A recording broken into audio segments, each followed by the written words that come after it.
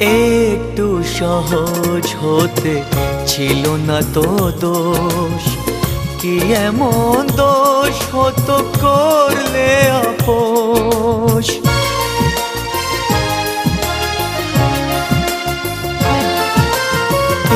একটু সহজ হতে ছিল না তো দোষ, কি এমন দোষ হতো করলে আপোষ।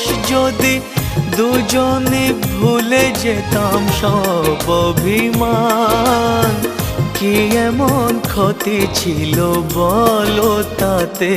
জানি তুমিও ঘুমাতে পারোনি,